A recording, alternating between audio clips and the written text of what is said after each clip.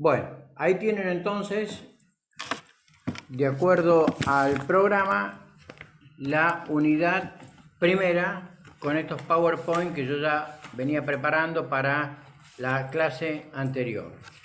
Bien.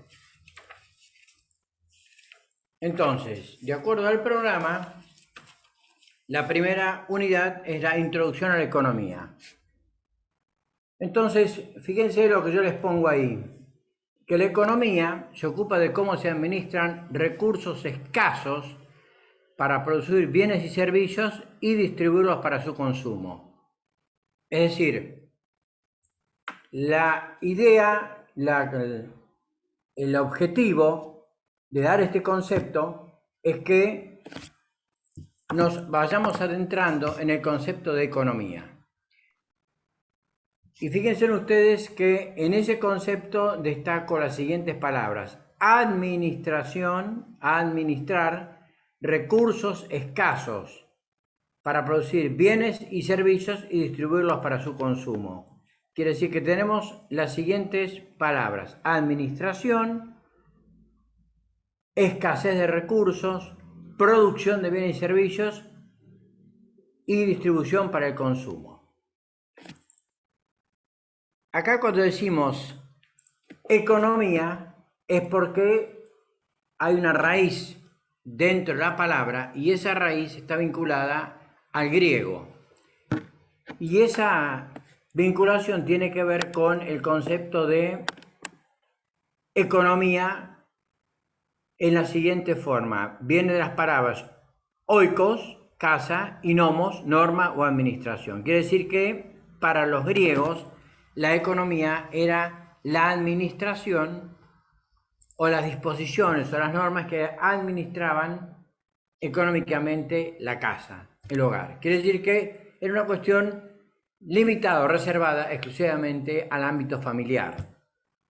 No era, acá no hablamos del Estado, no hablamos del gobierno en general, sino de lo que era exclusivamente lo reservado a lo privado. Fíjense que esto tiene mucho que ver, este concepto de administración, que ya se los dijo el doctor Leandro Burundarena en la clase que dio, tiene mucho que ver con el concepto de la Constitución Nacional, cuando en el artículo 99, que es las facultades que tiene el Poder Ejecutivo, y puntualmente ese artículo 99 es muy rico en su contenido, dado que se refiere en las facultades o atribuciones del Poder Ejecutivo, cuando dice: el presidente de la Nación tiene las siguientes atribuciones. Es el jefe supremo de la Nación, jefe del gobierno y responsable político de la administración general del país. Entonces, fíjese, cuando hablamos de administración, hablamos de economía, de manejo de los recursos, de forma en que se obtienen y forma en que se invierten, que luego se va a ver después esto en lo que se conoce como la actividad financiera del Estado o las finanzas. Esto es significativamente importantísimo porque el primer responsable del manejo de los fondos públicos es el Poder Ejecutivo Nacional. A nivel provincial también sucede esto, y así se establece en la Constitución de la Provincia de Buenos Aires.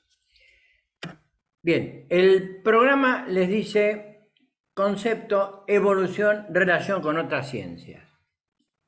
La evolución se la voy a dejar al doctor Leandro, que les va a hacer una especie de paneo de la evolución de la economía desde la época de los fisiócratas, pero sobre todo y fundamentalmente haciendo hincapié en el liberalismo, que es cuando se comienza a estructurar la economía. Y esto sucede cuando Adam Smith escribe en 1776 La riqueza de las naciones. Es decir, hay tres obras que son fundamentales, o tres etapas fundamentales en la historia de la economía. La época del liberalismo con Adam Smith, luego viene Marx cuando escribe, ya mucho en el siglo que continúa, en el siglo XIX, cuando escribe Das Kapital o El Capital, Carlos Marx, y finalmente en 1936, cuando John Maynard Keynes escribe la Teoría General de la Ocupación, el Interés y el Dinero, que esto se va a producir y él va a escribir como respuesta a la crisis económica financiera que sucede en el mundo con motivo de la caída de Wall Street. Bien, eso lo vamos a dejar, que lo va a dar el doctor Leandro.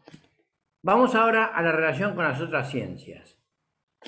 ¿La economía tiene significación, realmente tiene trascendencia en la relación con otras ciencias? En primer lugar, estamos hablando de una facultad de Derecho, de estudiantes de Derecho.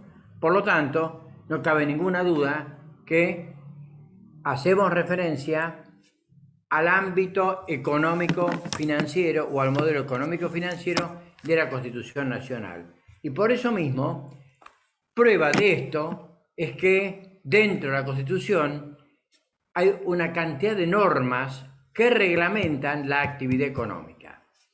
Vuelvo sobre esto, que ya lo han visto, pero lo que a nosotros realmente nos preocupa y nos interesa es que ustedes se lleven las disposiciones de la Constitución Nacional que tienen que ver con la cuestión económica. Porque, vuelvo a repetir lo que dije en la clase introductoria, para muchos la Constitución Nacional se refiere a un grupo de normas políticas, de derechos políticos o de derechos sociales. Sin embargo, hay muchos derechos económicos y hay una reglamentación de esos derechos económicos. Fíjese que prueba de esto es el artículo 14. Y como les dije en la primera clase, que los invitaba a que concurrieran a las clases de economía con la Constitución Nacional, el artículo 14 nos va a decir precisamente en materia económica que todos los habitantes de la nación gozan de los siguientes derechos conforme a las leyes que reglamentan su ejercicio, y a saber, de trabajar y ejercer toda industria lícita. O sea, fíjese usted que el primer derecho que tiene y está establecido en la Constitución el ciudadano, el argentino, es el de trabajar. Luego dice de navegar y comerciar, por lo tanto, segundo derecho de índole puramente económica. Luego dice de disponer de su propiedad, de usar y disponer de su propiedad. O sea, fíjese usted que todo tiene que ver con la cuestión económica. Y por supuesto que la reforma del 94 trajo los nuevos derechos o derechos de tercera generación, y prueba de ello es la incorporación del artículo 42, que se refiere a los derechos del consumidor.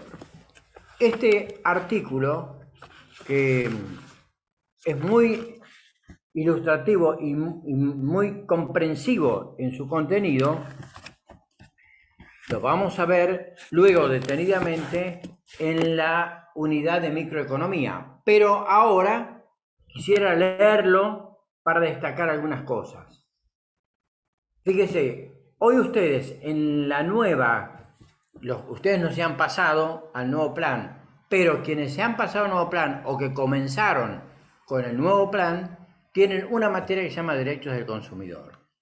Por lo tanto, es muy importante saber y ejercer ese derecho que tiene el consumidor de bienes y servicios. Y así dice, los consumidores y usuarios de bienes y servicios tienen derecho en la relación de consumo a la protección de su salud. Fíjese, ya comenzamos con algo fundamental y mucho más ahora que estamos en una situación de emergencia sanitaria con motivo de la pandemia. Entonces, el derecho a la salud está consagrado en ese artículo 42. Continúa diciendo, a la protección de la seguridad e intereses económicos. Fíjese, intereses económicos, le dice la Constitución. A una información adecuada y veraz, a la libertad de elección. Acá vamos nuevamente a hacer referencia a la importancia que tiene el concepto de libertad. Esa libertad que ya preconizaba en el preámbulo la Constitución y que Alberdi destaca que la libertad a la que se refiere el preámbulo no es solamente la libertad política o la libertad civil, sino la libertad económica. Así lo decía en el sistema económico y rentístico para la Confederación Argentina. Continúa diciendo, y a condiciones de trato equitativo y digno, o sea que el consumidor de bienes y servicios tiene derecho a que se lo sea tratado de forma digna. Luego dice, las autoridades proveerán a la protección de estos derechos, a la educación para el consumo, a la defensa de la competencia contra toda forma de distorsión de los mercados. La primera vez que en la Constitución se utiliza la palabra mercado. Y esto es fundamental porque la economía de la Constitución es una economía de libre mercado, porque juegan libremente las dos fuerzas económicas que se da y se analizan en la microeconomía, o sea, la ley de la demanda y la ley de la oferta. Y donde ambas se encuentran, la demanda y la oferta, es en el mercado. Porque ahí es donde se establece la cantidad y el precio de los bienes a adquirir y a vender, o los bienes a demandar y a ofrecer. Bien, luego dice, al control de los monopolios naturales y legales, al de la calidad y eficiencia de los servicios públicos. Fíjese usted, mire qué serio lo que dice la Constitución. Es decir, el usuario de bienes y servicios tiene derecho a la calidad y eficiencia de los servicios públicos. Continúa diciendo, a la constitución de asociaciones de consumidores y de usuarios. Y termina en la tercera parte diciendo, la legislación establecerá procedimientos eficaces para la prevención y solución de conflictos y los marcos regulatorios de los servicios públicos de competencia nacional, previendo la necesaria participación de asociaciones de consumidores y usuarios y de las provincias interesadas en los organismos de control. Vale la pena comentar que este artículo es el resumen de una ley previa o anterior a la reforma del 94, que es la ley 24.240, que precisamente es la ley de defensa del consumidor. Y seguramente ustedes, en más de una oportunidad, cuando van o a una farmacia o van a cualquier lugar donde se venden determinados productos, dicen defensa del consumidor y le dan un 0800. Por lo tanto, es muy importante meterse y analizar el significado de este artículo 42. Bien, relación con otra ciencia, con la política. Entonces decimos, la economía tiene relación con la política y se habla de la economía política, porque lo que queremos decir acá es que se establecen ciertas medidas de gobierno que tienen que ver con la dirección y con el modelo económico que se lleva adelante. Por supuesto que en este momento del país no sabemos, afuera de sinceridad, cuál es el modelo económico del gobierno.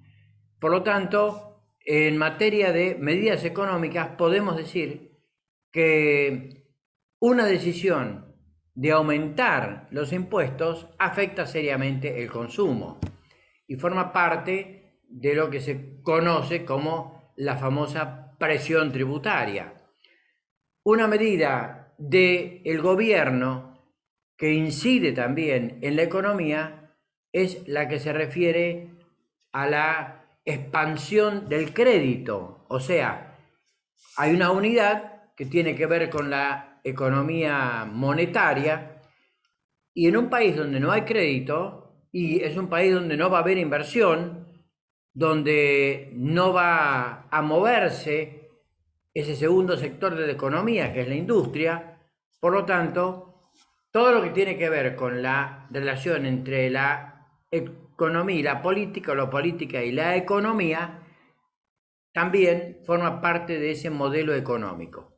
Bien, con la historia, no cabe ninguna duda que, y se los digo luego de 36 años y 8 meses de haber dado historia constitucional y finalmente terminar dando historia del derecho, que la historia nos enriquece en la visión de las cosas del pasado, y los errores cometidos en el pasado deben servir como lección para no volverlos a cometer en el futuro, ni en el presente ni en el futuro. En la época de la democracia, durante este periodo de tiempo, ha habido muchos hechos económicos que han sido lamentablemente erráticos, como por ejemplo los planes económicos en el gobierno de Alfonsín. Uno de ellos fue el Plan Austral, que llevó adelante Zorril, luego el Plan Primavera. Cuando termina el gobierno de Alfonsín, viene el gobierno de Menem, comenzó con una inflación descomunal, luego vino la convertibilidad de la mano de Domingo Cavallo. Cuando terminó el gobierno de Menem, reforma constitucional mediante y nuevo gobierno, nueva experiencia presidencial, pues ahí tuvimos un aspecto que se llamaba eso de la convertibilidad, que la va a heredar el nuevo presidente que sigue, que es de la Rúa. Pero fíjense a lo que llevó, que en 2 años se produjo una crisis tenebrosa en la Argentina, que determinó la famosa semana del 2001, donde económicamente el país se vio enfrentado, o se tuvo que enfrentar a una situación sin precedentes. Se salió de eso progresivamente. Sin embargo, a pesar de eso y del gobierno que continuó a ese que fue el gobierno de Duhalde, luego vino el gobierno de Kirchner y continuamos hacia adelante con la década de los Kirchner. Llegamos entonces al gobierno de Macri con una situación económica que también hizo detonar al país, el Fondo Monetario Internacional, los convenios que se hicieron. Hoy por hoy nos encontramos que en 36 años y medio de vuelta a la democracia, todavía estamos buscando el modelo económico que necesita la Argentina. 36 años y medio, cuando en realidad en 1945, mientras Japón firmaba la rendición incondicional a bordo del USS Missouri y lo que quedaba del alto mando alemán del Tercer Reich firmaba la rendición ante los rusos, le bastó a Japón y a Alemania nada más que 15 años para salir adelante. En 1960 ya eran potencia. Es decir, en la mitad del tiempo en que todavía nosotros no sabemos hacia dónde vamos a ir económicamente hablando. Las lecciones de la historia. Luego tenemos, y voy a ir bajando, ahí les habla, bueno, ahí bajamos demasiado, vamos a subir un poquito.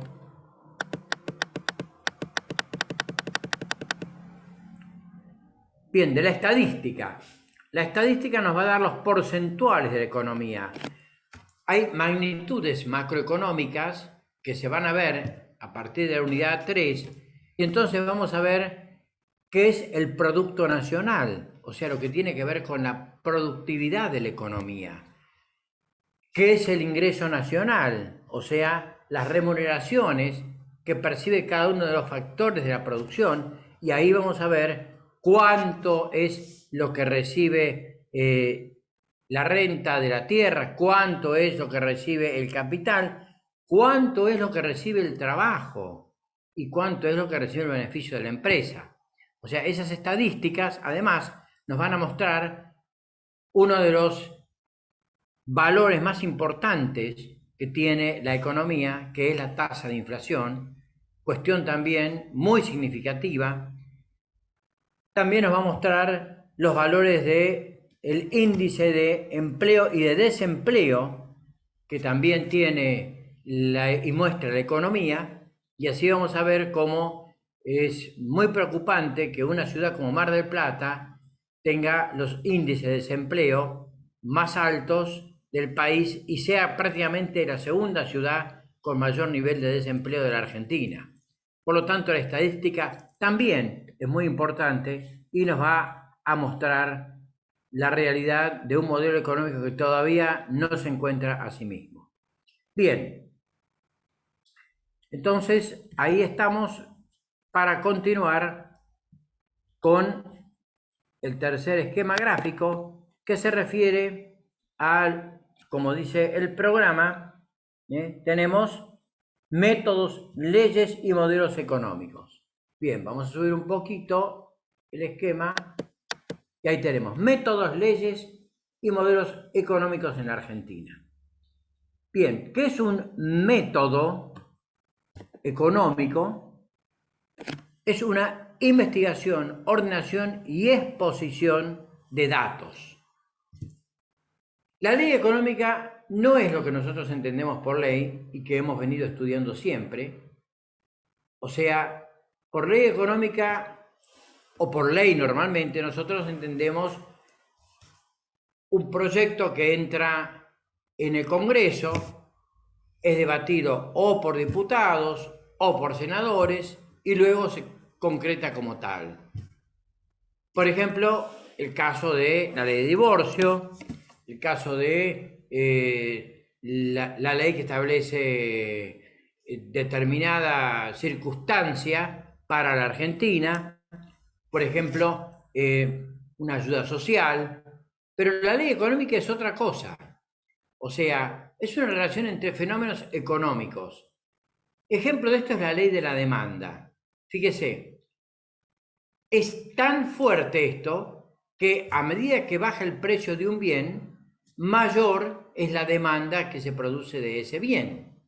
Y a medida que aumenta el precio de un bien, menor es la demanda que se va a realizar de ese bien. Eso es una ley económica. Y el modelo, que es lo que recién hacíamos referencia, es la explicación de la realidad económica y determinadas propuestas. O sea, esto tiene que ver con los recursos y con la tecnología de que disponemos. Si el modelo económico que optamos por llevar adelante es el de producción primaria, pues nos dedicaremos a producir soja, exportaremos soja y entonces no nos definiremos por la industrialización. Fíjese, por ejemplo, si nosotros exportamos lo que se pesca en el mar, sea merluza o cualquier tipo de producción de fruto de mar, y se lo exporta en containers, eso va a tener un valor y se va a enrolar en un modelo económico primario. Ahora, si nosotros industrializamos, por ejemplo, las latitas de conserva o los frascos de determinado producto del mar, entramos en un proceso de industrialización, entonces eso va a traer un concepto que vamos a ver en la unidad tercera, que es el concepto del valor agregado. Ya es otro el modelo económico que adoptamos. Por lo tanto, ese modelo nos va a decir que necesitamos determinada tecnología y necesitamos de determinados recursos para poder producir. Ahí yo les pongo modelos económicos en la Argentina. Es obvio que vale la pena destacar que en la Argentina hubo 3 modelos o 3 etapas de modelos económicos. La Argentina, cuando comienza, a partir de la Revolución de Mayo, es un país agrícola-ganadero, pero se estructura como tal el llamado modelo agroexportador luego de la sanción de la Constitución del 53 y sobre todo y fundamentalmente por el aporte que le da a la Constitución la obra de Juan Bautista Alberdi, Bases y puntos de partida para la organización nacional. Entonces, se va generando todo un proceso que hacia 1880 y hacia la llegada de entre las dos guerras, en 1930, la Argentina se inserta en el mundo como proveedora de materias primas. Entonces se elabora el llamado modelo agroexportador. No solamente se produce para satisfacer la demanda interna, sino que se comienza exportando productos agrícolas. Pero esa exportación de materia prima se produce a cambio de la importación de la manufactura. Por ejemplo, nosotros exportábamos el cuero e importábamos la silla de montar o importábamos todo lo que se producía afuera en cuero. También el modelo agroexportador concibe la necesidad de que al país vengan capitales, porque era la forma de ir generando cada vez más producción primaria. Y como teníamos un país grande, fíjese que nosotros parece chica la Argentina si la comparamos con Gran Bretaña, perdón, con los Estados Unidos o con Brasil, pero fíjese usted que España es como la provincia de Buenos Aires. Italia es como las provincias del litoral. Quiere decir que en realidad teníamos un país prácticamente deshabitado. Entonces, Juan Bautista Alberdi elaboró este concepto que ustedes saben y recuerdan, que es el gobernar es poblar. Quiere decir que abre los brazos, se abre Argentina al mundo para que venga la mano de obra, porque se necesitaba producir. Por lo tanto, comienzan a llegar las grandes oleadas de inmigrantes que vienen en los barcos de España y de Italia, y eso colabora y contribuye para que en el país haya más producción. Pero también, y no es menos cierto, hay una dependencia muy fuerte de Gran Bretaña.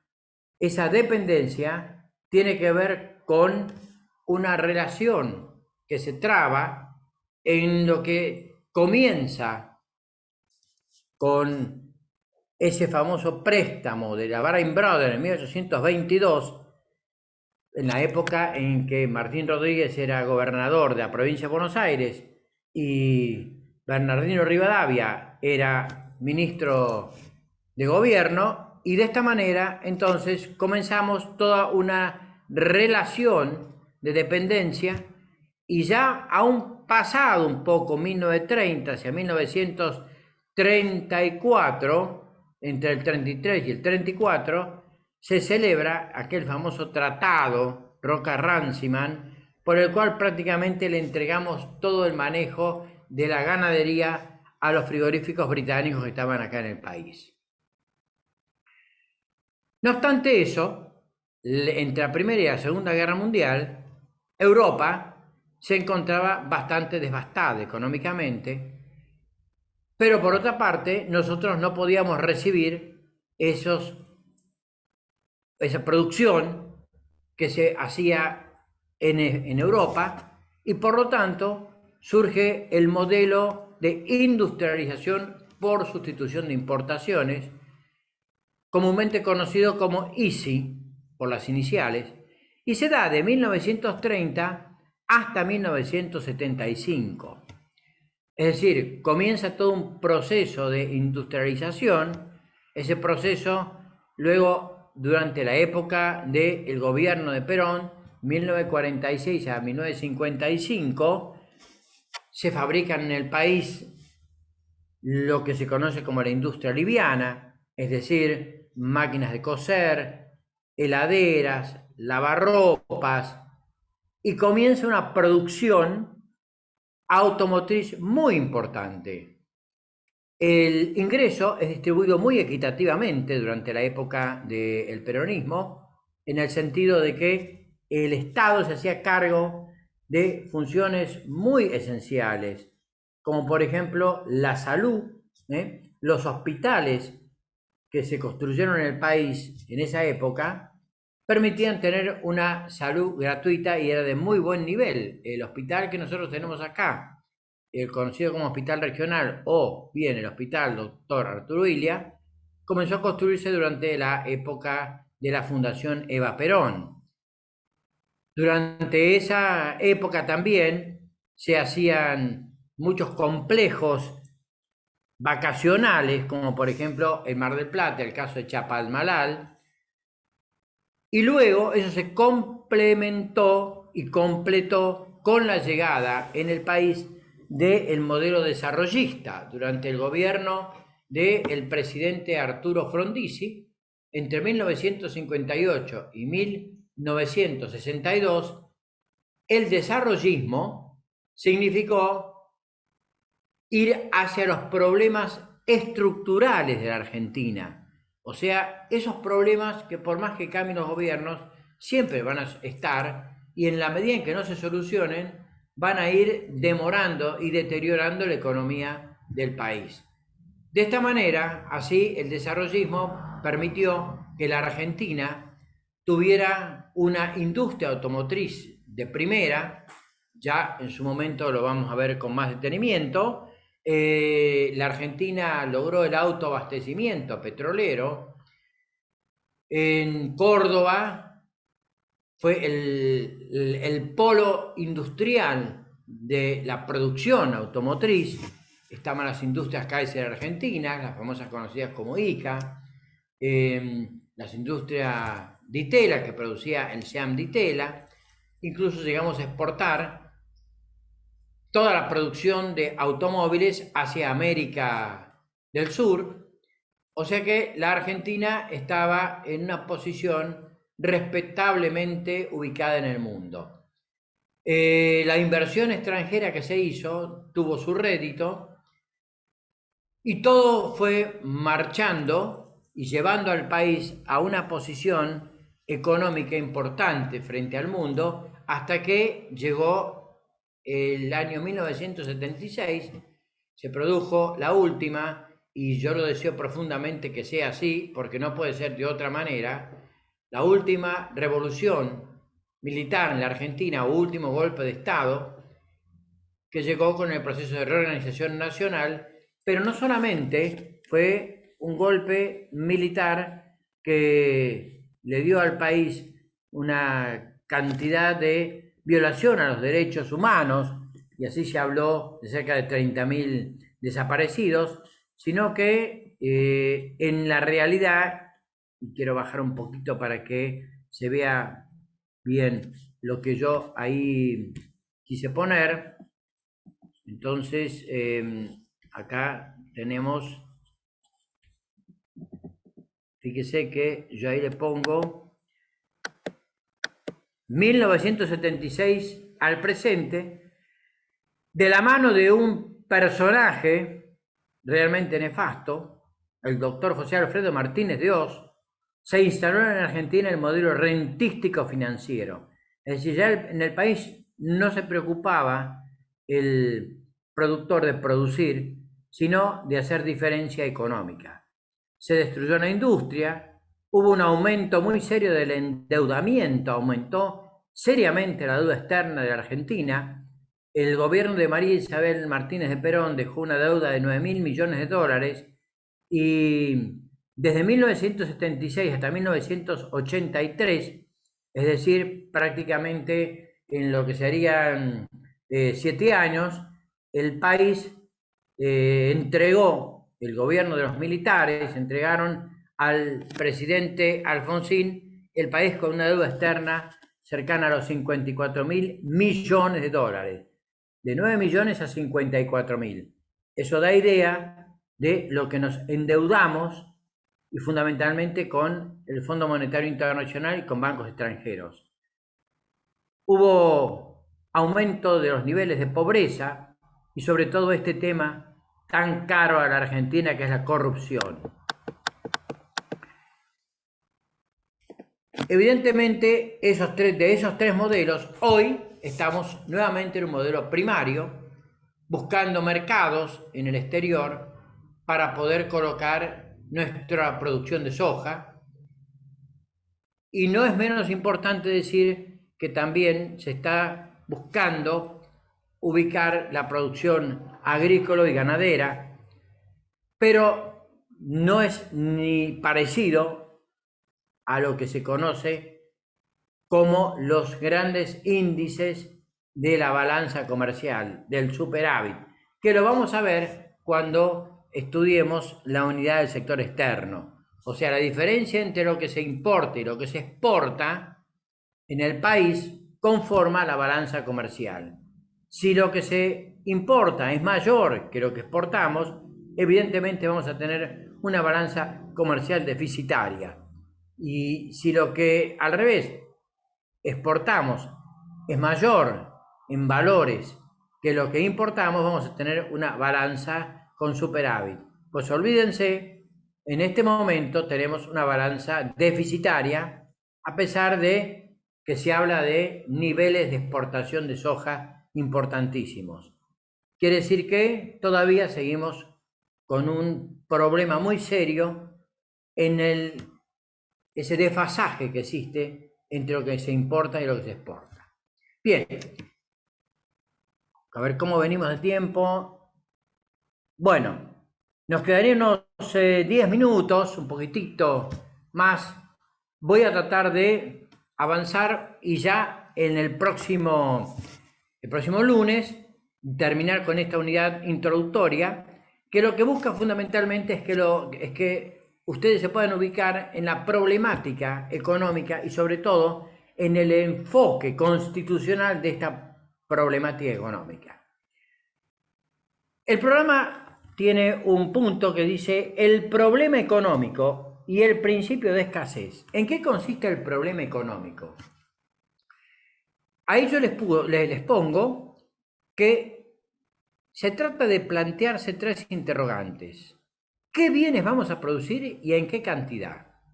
O sea, ¿vamos a producir carne? ¿Vamos a producir soja?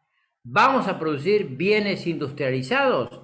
Mire usted, un país muy chico, muy chiquito, que tuve oportunidad de conocer, afortunadamente he tenido la posibilidad de viajar mucho y eso nos y me da como primera sensación y conclusión lo lejos que estamos, lo tremendamente lejos que estamos de algunos países que han sabido hacer las cosas.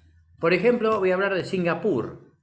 Singapur es un país desarrollado, un país que queda en Oriente, y fíjese que no tiene territorio como para producir carne, soja. ¿Sabe usted lo que exporta Singapur y lo ha llevado a ser uno de los países más desarrollados de Oriente? Exporta servicios de software, o sea, producción de tecnología. Mire usted cómo se puede llegar a tener un modelo económico de producción de informática y llegar a ser un país desarrollado. Más allá, por supuesto, de una legislación, de una normativa muy estricta, de modo que lo que no está debidamente dentro del marco legal es severamente sancionado. El segundo aspecto a tener en cuenta cuando nos planteamos el problema económico es cómo producir los bienes. Si decidimos que vamos a producir, por ejemplo, soja y nos vamos a quedar en un modelo primario, pues bien, necesitamos maquinarias. Fíjese usted que Mar del Plata es una ciudad que muy pocos saben que tiene una altísima producción de kiwi. y es una de las ciudades de la Argentina que está produciendo para exportar. Pues bien, si nosotros entendemos lo que significa ayudar a la pyme o a la pequeña empresa y de esta manera le reducimos impuestos, le generamos subsidios para que puedan seguir produciendo, se va a beneficiar el productor de kiwi y se va a beneficiar el Estado, que va a poder cobrar impuestos no perversos y de esa manera entonces vamos a poder lograr competir, mire usted lo que le digo, con el gran productor de kiwi del mundo, que es Nueva Zelanda. Entonces, hay que repensar qué bienes vamos a producir para poder utilizar la maquinaria o los medios adecuados para incrementar la producción de esos bienes. Y la tercera pregunta del problema económico es: ¿para quién vamos a producir? Si, por ejemplo, nosotros comenzamos, porque cuando usted da vuelta, por ejemplo, esta notebook o cualquiera de las computadoras que ustedes tienen y dicen fabricado en Tierra del Fuego o fabricado en la zona austral, lamentablemente no es cierto y nos están engañando, porque en la Argentina no se fabrica, se arma. Lo mismo sucede con los automóviles. Nosotros perdimos la producción de las autopartes, que lo vamos a ver también en la unidad tercera, y que es conocido con un nombre que yo voy a hacer mucho hincapié en eso para que ustedes vayan internalizando esa palabra, que es la palabra insumo. Insumo de tecnología, insumo para automóviles, insumos para producir todo tipo de bienes. Fíjese que un insumo importantísimo es el petróleo, porque del petróleo vamos a extraer la nafta, el gas natural concentrado, el querosén, etc. Pero el hecho de decir para quién producir, si se comienza con un proceso de fabricación de automóviles, tenemos que ver para quién vamos a fabricar esos automóviles. Porque si vamos a ponerle un costo altísimo o una cuota muy alta, evidentemente no va a tener sentido fabricar autos de alta gama o autos que tengan un confort significativo. Mire, en mi época, cuando yo era joven, tenía 20 años, 22, 23 años, el primer auto que tuvimos con mi hermano era un Citroën. Fíjense que el Citroën era un auto que tenía techo techo de lona. O sea, ni siquiera hablamos de chapa. Era un auto que tenía un costo baratísimo. Todo el mundo tenía un Citroën. La juventud tenía un Citroën. Entonces, se producía un bien, un automóvil, para que pudiera acceder todos a un automóvil. Por lo tanto, ¿para quién producir? Es muy importante, porque cuando dijimos en la definición que la economía es la ciencia de la administración de recursos escasos para producir bienes y servicios y distribuirlos para su consumo, esa palabra distribución tiene mucho que ver con la dirección o hacia dónde vamos a direccionar el modelo económico. Por lo tanto, la tercera o el tercer interrogante, el problema económico, tiene mucha significación. Fíjese que Estados Unidos es un país de producción y de consumo masivo. Por ejemplo, un microondas sale para ellos, que tienen un sueldo promedio, un mozo gana $1.500 al mes y un microondas sale $45.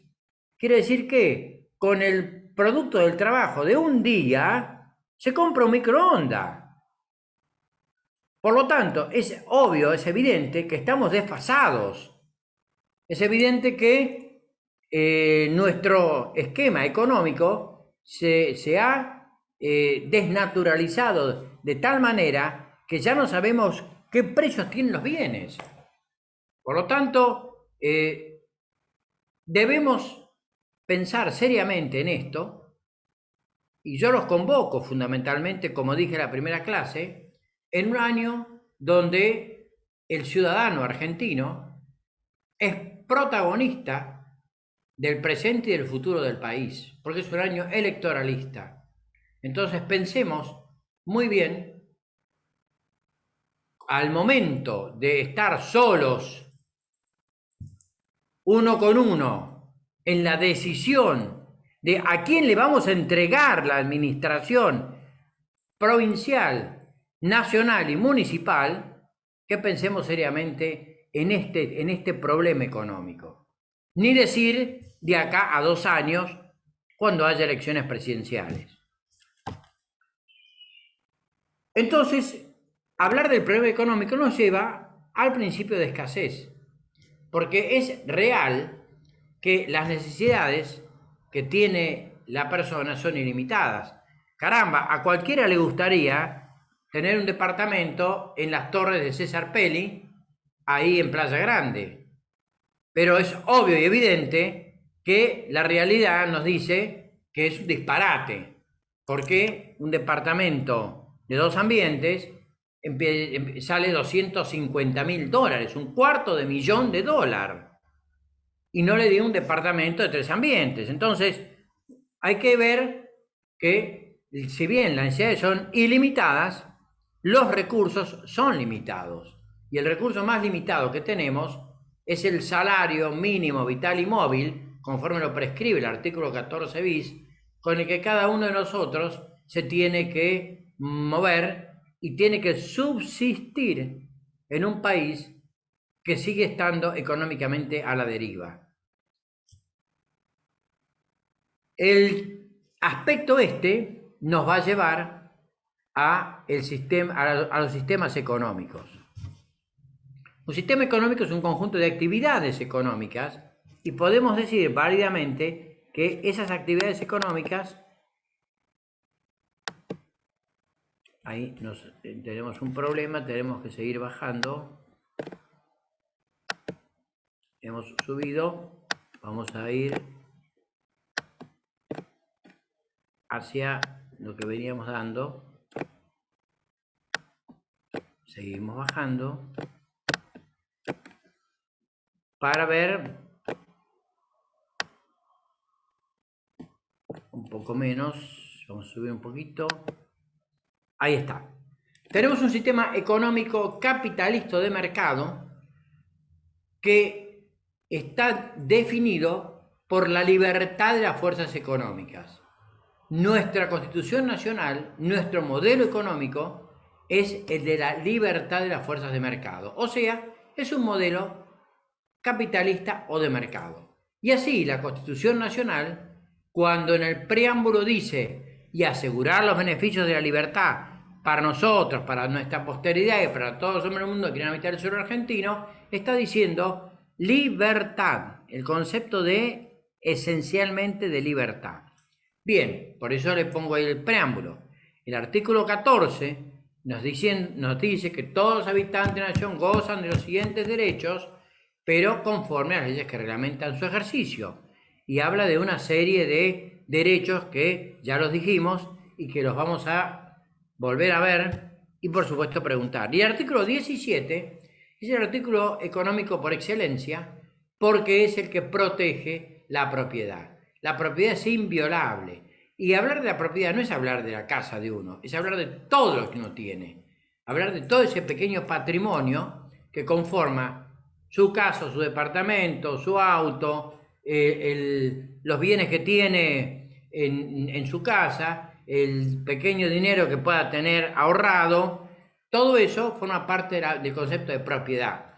Y es tan importante eso que al final ese artículo 17 consagra el principio de la no confiscación de bienes. Y el Estado confisca bienes, confisca su patrimonio cuando avanza sobre un porcentaje importante de lo que usted tiene. Se hablaba históricamente de que ningún impuesto podía exceder el 33% del patrimonio de alguien. Bueno, hoy tenemos montos que exceden eso, y si usted se pone a analizar su trabajo anual, usted ve que tiene un socio que está al lado y que es el Estado, y ese socio se le va a llevar las 2/3 partes de su trabajo. Y se lo lleva no solamente con los impuestos que le va a cobrar para su casa, para el auto, para la luz, para el gas, sino en el día a día cuando usted va a comprar algo, porque el IVA tiene una alícuota del 21%, que es una barbaridad. Los impuestos internos gravan los productos alimenticios en un 50%.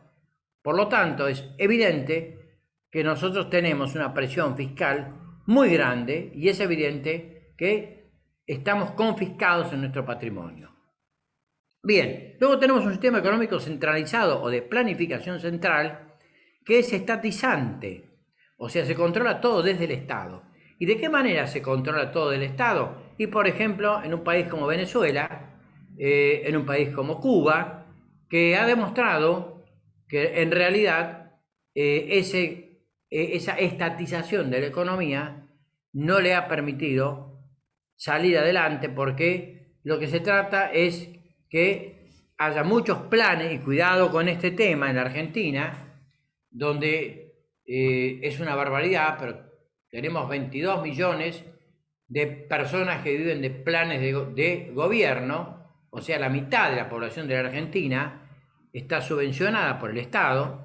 Por lo tanto, es evidente que ese sistema económico centralizado o de planificación central no ha dado ningún resultado, y sigue condenando a un país, como en el caso de Venezuela, a una situación de subdesarrollo. Bueno, ya estamos en las 22:06, entonces vamos a dejar acá lo que continúa y lo voy a mostrar.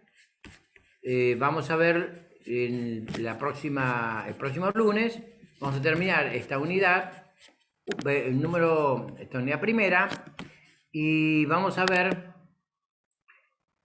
microeconomía, o sea, las dos divisiones de la economía, la microeconomía y la macroeconomía. Vamos a ver el circuito económico. Luego vamos a ver algo que es muy importante, que se llama la curva de posibilidades de producción, que no se trata de enloquecerlos con ningún esquema gráfico, sino mostrarles, con esto que he tratado de hacer, qué es lo que el país tiene que producir.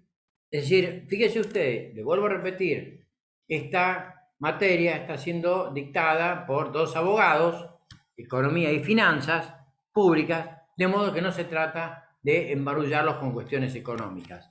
Y luego también veremos los recursos reales y potenciales, la asignación de recursos, y vamos a hablar del crecimiento y del desarrollo, que nuevamente se va a ver más adelante, pero nos va a mostrar la realidad de un país que hace mucho que quiere luchar por volver a ser lo que fue.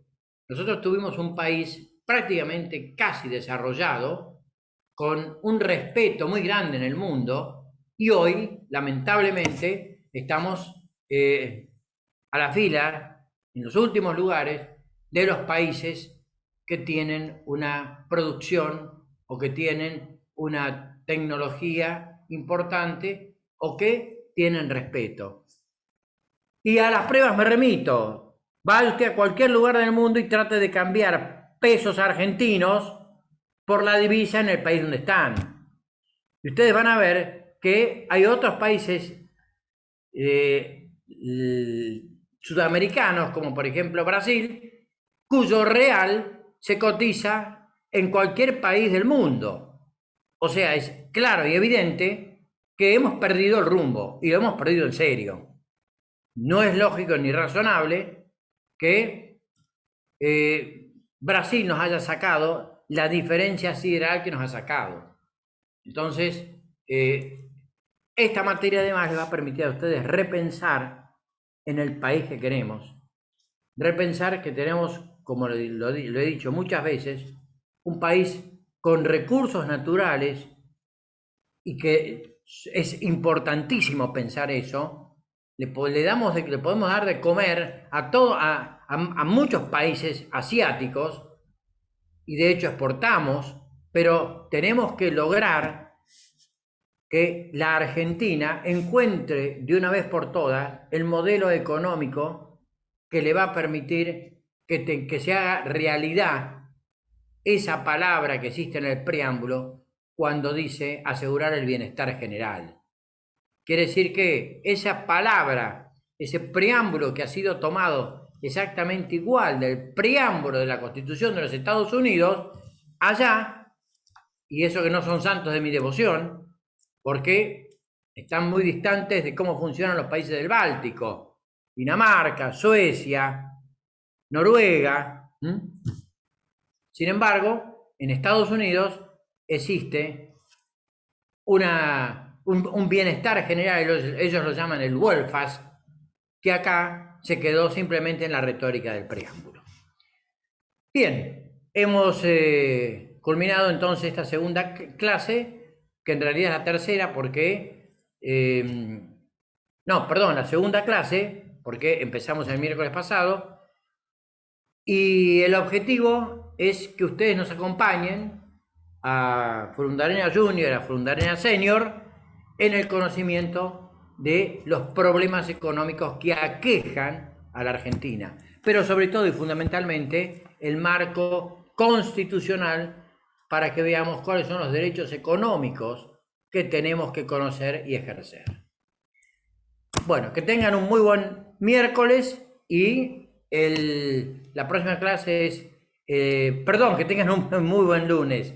La próxima clase es el miércoles y Leandro va a continuar con el marco económico constitucional de la Constitución. Buenas noches y... Buenas noches, profe, gracias. Gracias, profesor. Gracias a ustedes por haberme permitido que pueda darles la clase con los inconvenientes que tuvimos. Pero al estar grabada, los que no han podido estar pueden ver todo el material, más allá del que le vamos a ir subiendo. Buenas noches. Muchas gracias. Buenas noches, muchas gracias. Muchas gracias, profesor. Buenas noches.